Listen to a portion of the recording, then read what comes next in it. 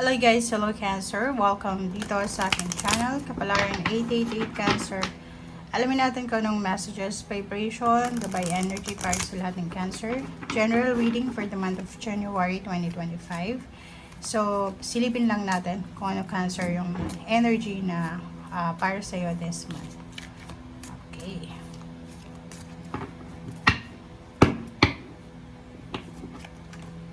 Okay, Sarah's Basti. The arts. Express yourself through creative activities. Okay, so yung message na to is para ito doon sa mga ang daming talents nyo. Like mga marunong kayo mag-play ng instruments, kumanta, sumayaw, mag-draw, yung arts, yung artistic na Cancer. Or lahat naman tayo siguro artistic. But eto ay doon sa mga marami silang alam pero itinatago nila. Marami silang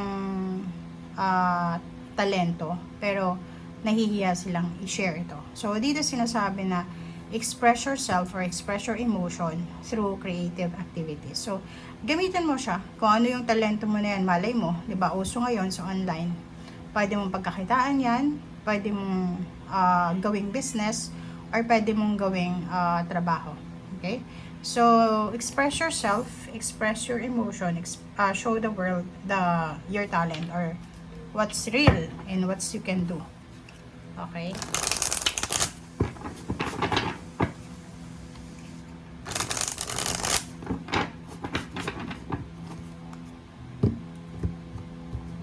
Okay, Cancer. Prince of Cups. Okay. So, in a relationship ka man or single or kung ano man ang status mo sa buhay, at ang Prince of Cups is offer of love, protection, friendship, collaboration, support. Okay? So, lalaki ka man or babae, nakikita natin na may isang tao na mag-offer sa'yo ng pag-ibig, ng kanyang kalinga, ng kanyang suporta. And nakikita ko sa'yo dito na ang taong ito ay willing siya na ibigay sa'yo kung ano yung kailangan mo sa ngayon. Okay, Five of Swords, may kailangan kang give up. So, simulan mo yung taong ito na isipin kung ano yung, like for example, ngayon, habang nanonood ka, hindi pa naman January. So, isipin mo, ano kaya yung kailangan kong alisin sa buhay ko bago pumasok yung 2025. So, itong Five of Swords is, siya yung bagay, sitwasyon, relationship, tao, environment na kailangan mo nang alisin sa buhay mo kasi hindi mo na siya kailangan. Then parang waste of time lang, waste of energy or waste ng place lang sa bahay. Like for example, sa bahay nyo, ang dami yung kalat na kailangan alisin. Okay? Meron ditong in a relationship na pwedeng ikasal this month or pwedeng isang tao yung magdedesisyon na mag-aasawa na siya, magle-level up na yung relationship. And siguro yung iba sa inyo dyan, nakikita ko na marami kayong plano with someone na kailangan yung i-give up sa ngayon. Ten of Wands, ang dami mong obligasyon. Okay? So, napakarami mong obligasyon. It's either, it's either in a relationship siya. Yung hindi pa kasal, pwedeng isa sa posibleng i-give up niya is relationship kasi sa dami-dami ng obligation niya, kailangan niyang i-segregate. Basura. I-segregate yung lahat ng mga bagay-bagay sa buhay niya. Okay, so Ten of Wands is napaka-busy mo. Workaholic, nagmo-multitask. Maraming duties, maraming responsibilities. Siguro marami kang absent sa 2024 or nagbakasyon ka ng maaga. So, pagpasok mo ng January, Cancer, kailangan mong magmadali. Kailangan mong mag-double time. So, itong Ten of Wands is kailangan mong mag-double time, kailangan mong ayusin, tapusin yung lahat. And nandito yung Magician, isang magic ang posibleng darating sa'yo, isang milagro. So, everything happens for a reason. Kung ano man itong dumating sa'yo, it's your chance, it's your, parang worthy ito na kung ano man dumating sa'yo. So, sinasabi sa'yo na, okay, for example, 2024, hindi ka masyadong busy kasi walang masyadong trabaho. Okay? May business ka, hindi naman masyadong marami yung benta. So, pagdating ng January, pwedeng unexpected na lalakas yung business mo, marami kang kailangan trabahuhin. So, wag kang maging negative na parang sasabihin mo, ay, mapagod ako, ganyan-ganito. Be grateful, be thankful, kasi hindi lahat ng tao ngayon may trabaho.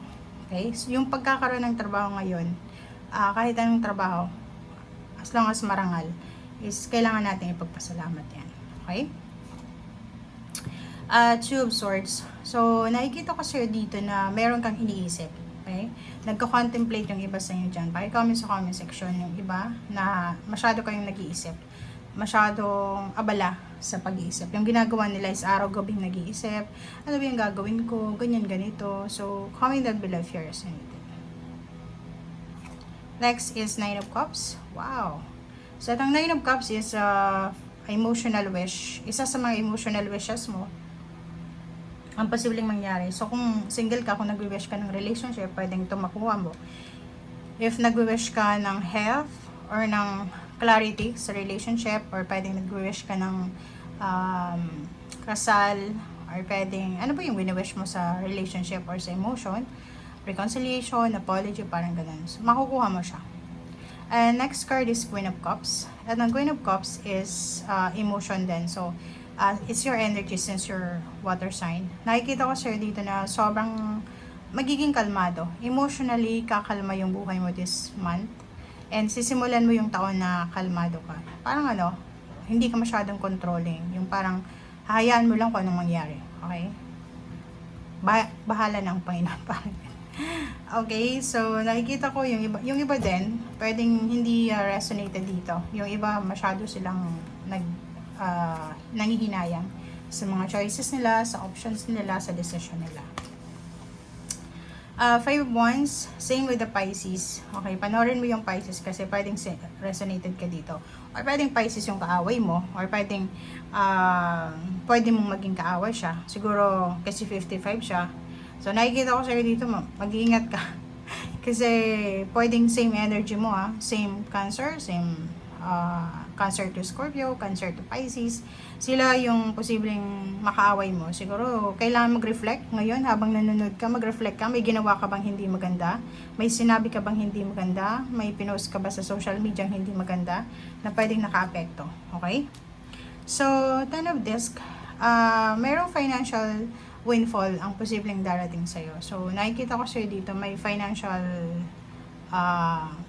new beginnings dito. So, ibig sabihin, etong lump sum of money na to ay posibleng natanggap mo na last time or this December. So, nakikita ko sa'yo dito na posibleng malaking halagang pera yung pinag-aawayan dito. Or pwedeng trabaho, proyekto, kung isang business person ka.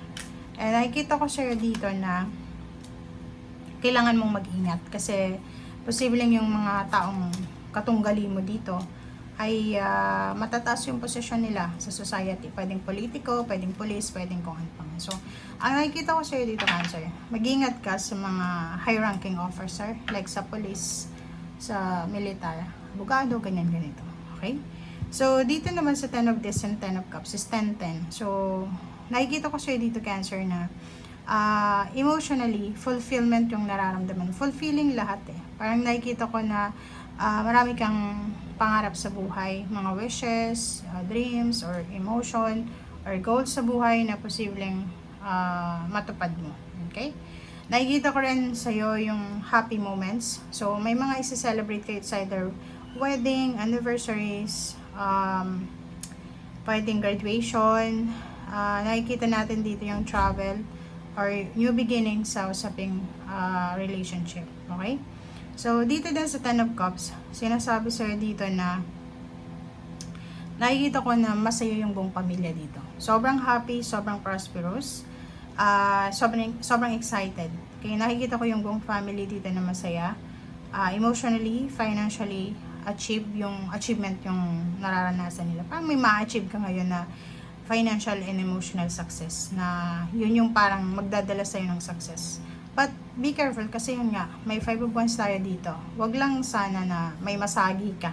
Diba? May masagi kang mga tao na pwedeng humantong sa mga judge, sa kaso, parang gano'n, sa police or sa ano. Kasi yun lang yung medyo negative ngayon. Okay? So, na pwedeng pagsisihan mo. So, if I were you, kung ako sa'yo, mag-iingat ka sa mga salita na binibitawan mo sa harap or sa likod ng mga tao. Mag-iingat ka din sa mga sinusulat mo sa mga social media post or anything. Kasi iba na ngayon high-tech na ngayon, and pwedeng masira yung pangalan mo or pwedeng makasira ka ng pangalan ng tao dahil sa isang post, sobrang kailangan mag-ingat. Okay? So, thank you guys. Bye!